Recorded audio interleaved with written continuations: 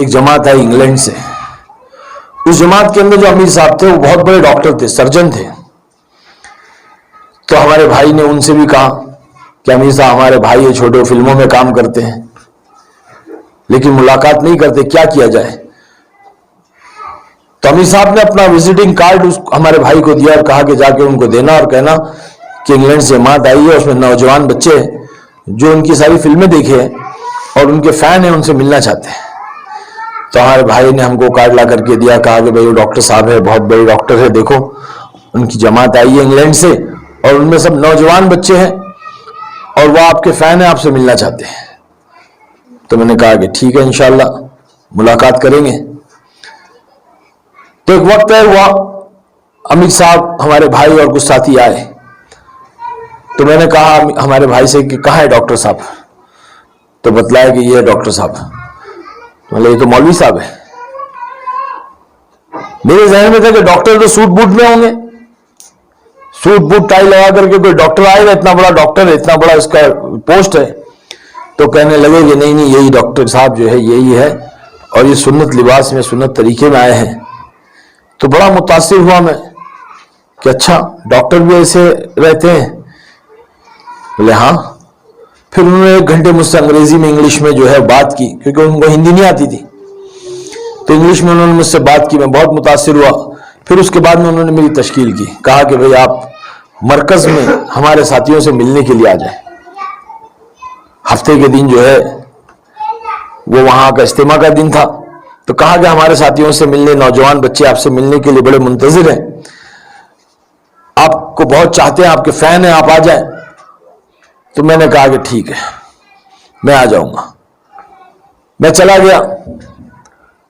تو جیسے ہی میں مسجد میں گیا تو بچے سب لوگ میرے پیچھے, راکی آ گیا, راکی آ گیا, کیونکہ اس وقت بڑی شہرت تھی اور وہ جیسے ایک نام مل گیا تھا, جو فلم میں نام تھا راکی وہی نام پڑ گیا تھا.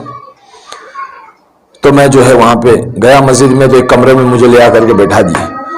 تو وہاں پہ بات ہو رہی تھی, میں سن رہا تھا. وہ ساتھی کہہ رہے تھے کہ اللہ نے دین میں کامیابی رکھی ہے. اور مجھے نہیں معلوم تھا دین کس کو کہتے ہیں. میں سمجھنے لگا کہ دین مطلب دن اور رات. تو میں نے سوچا کہ یار یہ کہہ رہے دن میں کامیابی ہوتی ہے, ہمارے وہاں تو رات میں کامیابی ہوتی ہے. موج مستی تو رات میں ہوتی ہے فلم انڈسٹری میں. تو خیر سمجھ میں تو آئی نہیں, بات ساری اوپر سے چلی گئی. پھر جو ہے میں نے بات سنی کے بعد میں سارے نوجوان بچے آئے, مجھ سے ملاقات کی, مصافحے کیے. بہت نورانی چہرے تھے ان کے ماشاءاللہ, صافہ بانا ہوئے تھے, چہرے پہ داڑھی تھی, خوبصورت ایک دم پیارے پیارے چہرے. بڑا میں مل کر کے خوش ہوا ان لوگوں سے. پھر ان لوگوں نے مجھ سے درخواست کی کہ آپ ہمارے ساتھ کھانا کھا لیں. تو میں پہلی بار مسجد میں ان لوگ کے ساتھ میں جو کھانا کھانے بیٹھا تو سیدھا سادہ سا کھانا تھا. تو میں اکثر کہتا ہوں کہ وہ تبلیغ کی دال نے حرام کی بریانی چھوڑا دی.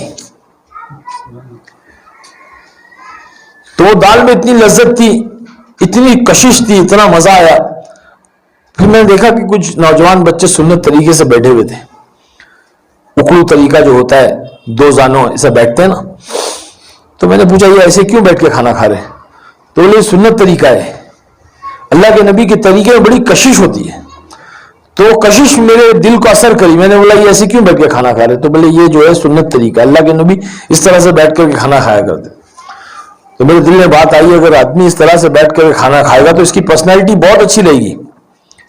کیونکہ ہمارے اس دور میں ہم کو ہمارے جسم کی, ہماری پرسنالٹی کی, ہماری فگر کی بہت ہم کو فکر ہوتی تھی,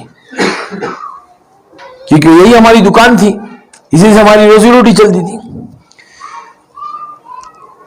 تو میرے دل میں بات آئی کہ تو بہترین طریقہ ہے تو کھانا کھانے کا.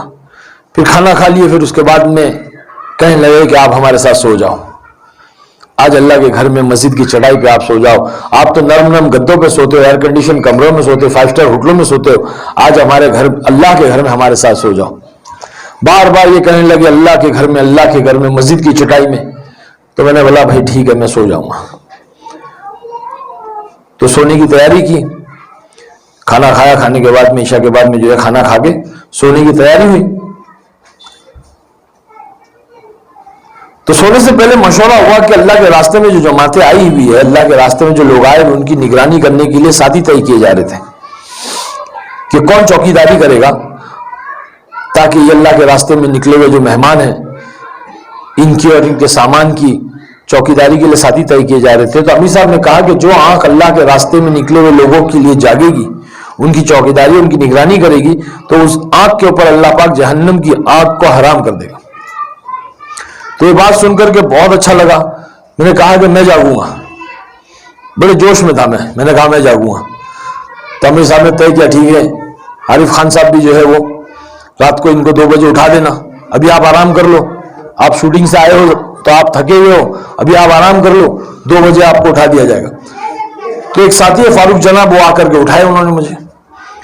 تو جب میں اٹھا ان کے ساتھ میں ایسی نیند میں جا کر کے میں مسجد کے دروازے پر، مرکز کے دروازے پر بیٹھ گیا. تو فاروق بھائی نے جو ہے وہ اللہ رسول کی بات شروع کی. تو میرے دل میں خیال آیا کہ عارف خان تو اتنا بڑا اسٹار بن گیا ہے، فلم ایکٹر ہو گیا ہے، اور اللہ کے گھر کی چوکٹ پہ بیٹھ کر کے چوکیداری کر رہا ہے. اگر اللہ تجھے کتا بنا دیتا اور کسی کے گھر کا چوکیدار بنا لیتا تو کیا کرتا؟ تو میرے دل میں گھبراہٹ سی پیدا ہونے لگی اور میں ڈر کے جو ہے سوچ رہا تھا. اتنے میں مجھے رونے کی آواز آئی. تو میں نے دیکھا کہ پہلی صف میں کوئی لوگ رات کو تہجد میں رو رہے ہیں، بل بلا کے رو رہے ہیں، دہاڑے مار مار کے رو رہے ہیں. تو میں نے فاروق جناب سے کہا کہ فاروق بھائی یہ کیا بات ہے، کیوں رو رہے اس طرح سے، ان کو کیا پریشانی، ان کو کیا تکلیف ہے؟ تو فاروق جناب کہنے لگے کہ یہی تو کام ہے. ہمارے مولانا یونس صاحب رحمۃ اللہ علیہ پونا کے، انہوں نے اس دھارواڑ میں بڑی محنت کی ہے، بلکہ پورے مہاراشٹر میں محنت کی ہے، پورے کوکن پٹے میں محنت کی ہے. بہت بڑے اللہ والے تھے. میرا وقت ان کے ساتھ لگا ہے.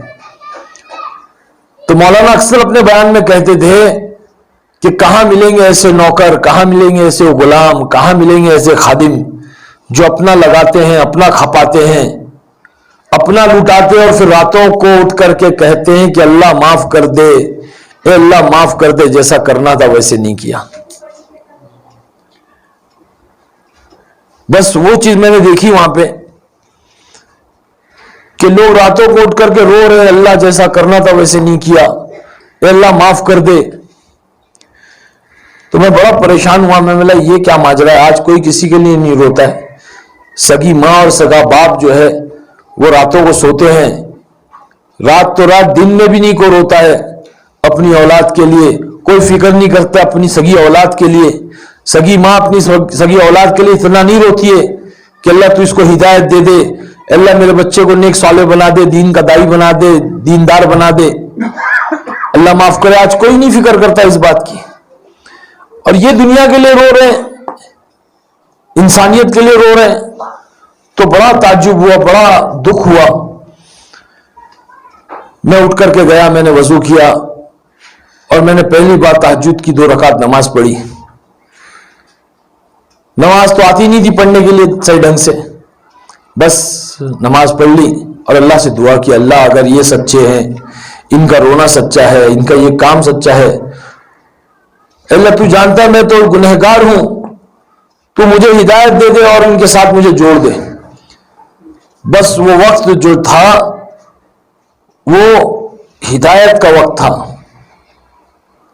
وہ کہتے ہیں نا کہ اللہ پاک جب ہدایت دینا چاہتا ہے تو ذرہ نواز ہے، اس کو بندے کی ایک ادا، ایک بات پسند آ جاتی ہے تو اللہ قبول کر لیتا ہے. تو مجھے لگتا ہے کہ جب میں 2 رکعت پڑھ کے اللہ سے میں نے دعا کی تو اللہ نے مجھے قبول کر لیا، اور اس کے بعد میں جا کر کے سو گیا، اور سونے کے بعد میں اللہ نے وہ نیند نصیب کی، وہ نیند نصیب کی جو مجھے زندگی میں کبھی ویسی نیند نہیں ملی.